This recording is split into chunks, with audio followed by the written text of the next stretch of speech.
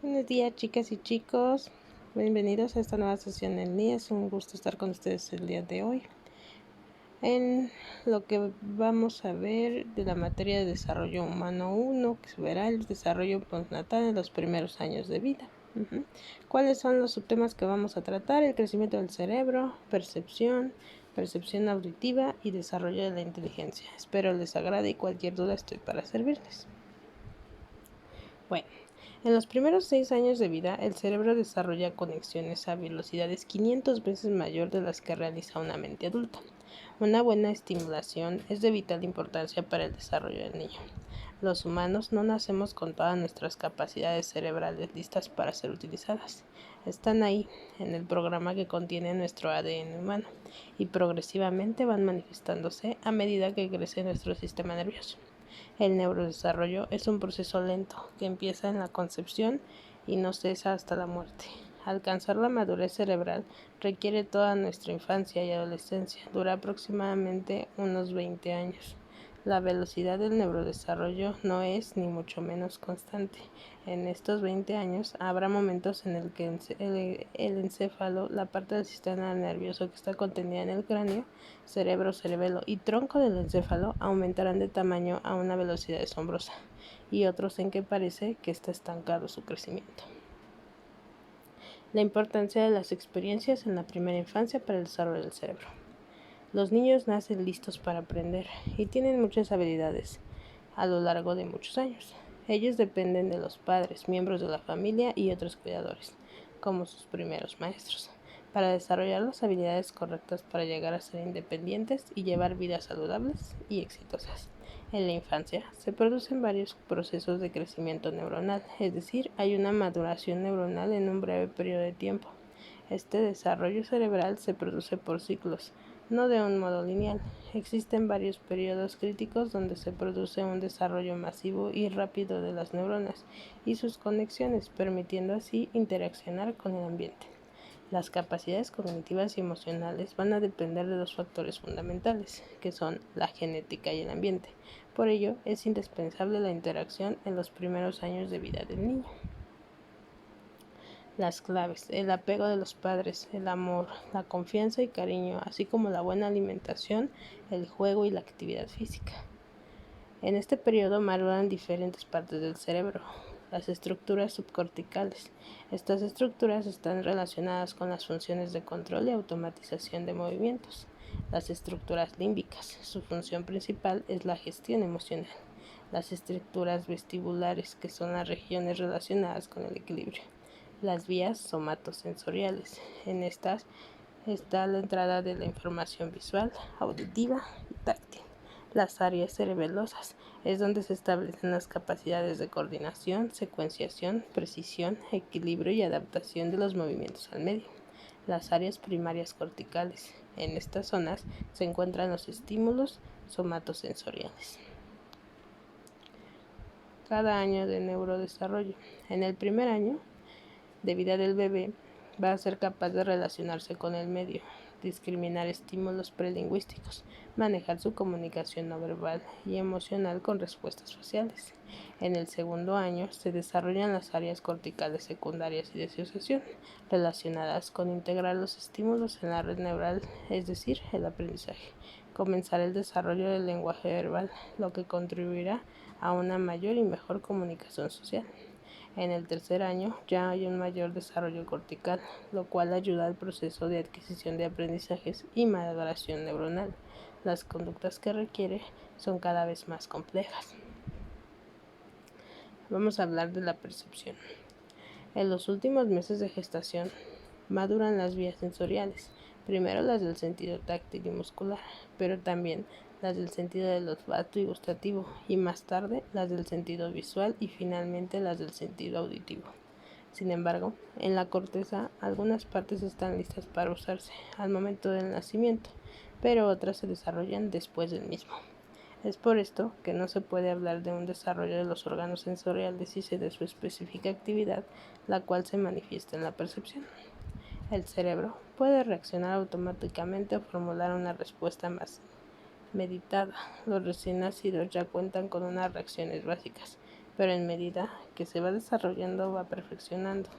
Se han determinado unos hitos del desarrollo para facilitar la evaluación de la etapa a la que se ha llegado el niño en cuanto al perfeccionamiento de sus sentidos y la interpretación de la información que recibe.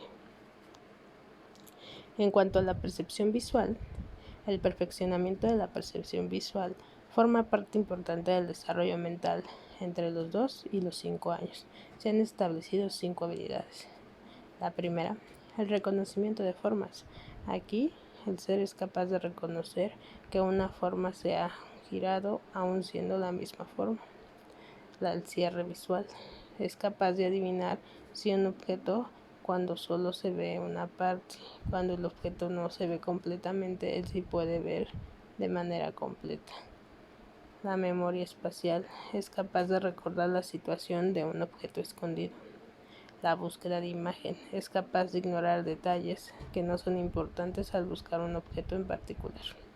Un niño con dificultades puede tener problemas con una o varias de estas habilidades, pero un niño en edad preescolar desarrolla todas estas habilidades hasta que las hace automáticas y no piensa en ellas de manera consciente. Entonces hay que observar con ejercicios, obviamente, qué es lo que pasa en el niño. Muchas veces a lo mejor es que no me entiende, no, hay que ver qué es lo que está pasando en realidad. A lo mejor no me está escuchando bien, a lo mejor no voy bien. Entonces aquí en cuanto a la percepción visual, vamos a ver si el niño definitivamente no tiene algún problema de como tal de vista, porque en ocasiones dicen, bueno, no entiende, no es que no entiende, es que no alcanza a ver el pizarrón y por lo tanto no puede contestar de manera correcta, mucho menos en su cuaderno, ¿no? Ni siquiera puede anotar el ejercicio. Entonces hay que estar observando cuáles son ahora sí que los puntos a trabajar con cada uno de los alumnos en cuanto a la percepción visual. Tenemos la percepción de los olores. Al igual que pasa con los demás sentidos, los adultos nos equivocamos con respecto a la manera que nos imaginamos que el niño percibe los olores. Hay experimentos que demuestran que a los niños de 2, 3 y 4 años no les resulta desagradable el olor de las heces o del sudor. Esta sensación cambia radicalmente a los 5 años. También se ha demostrado que los bebés no aprecian los olores de las flores o de la gasolina. Por el contrario, los niños detectan los olores frutales mucho mejor que los adultos. En cuanto a la percepción del gusto, los niños tienen más papilas gustativas que los adultos y son más sensibles a los sabores de los distintos alimentos. Una de las principales diferencias es la mayor preferencia por sabores dulces o desagrado por otros sabores.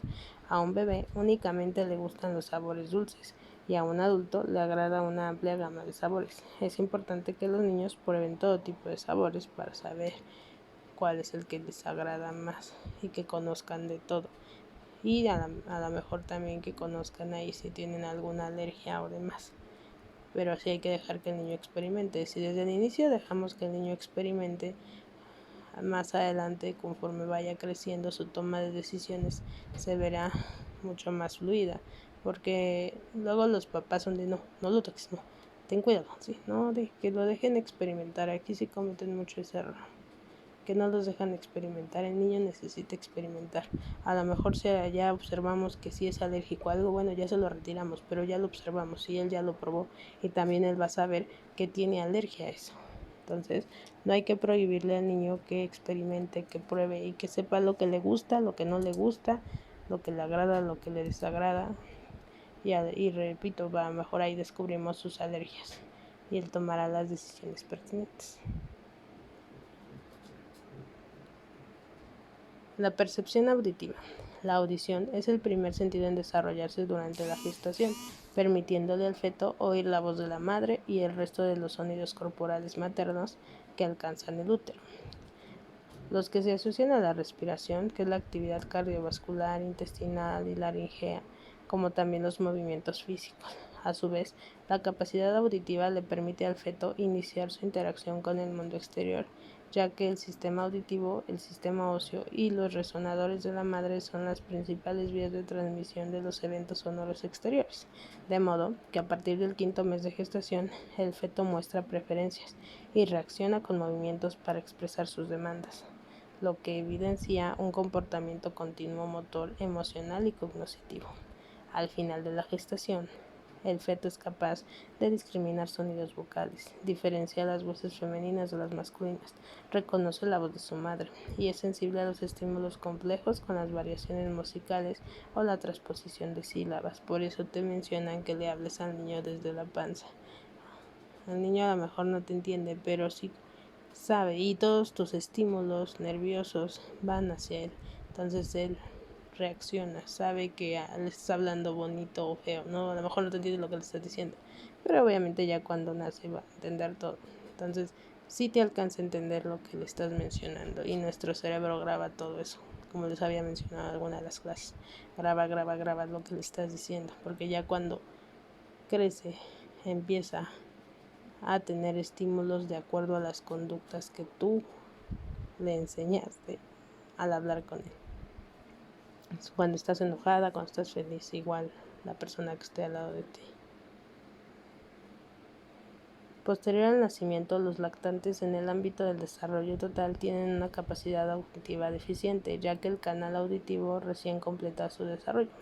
Aproximadamente a los 2 años de edad, por su parte, Rossello Mas Morente O'Kelles expone que la capacidad auditiva es funcional, aunque con una competencia muy limitada, porque los neonatos en un comienzo son relativamente más sensibles en los tonos agudos, pero alrededor de los 7 meses demuestran acciones perceptivas hacia los sonidos de baja frecuencia.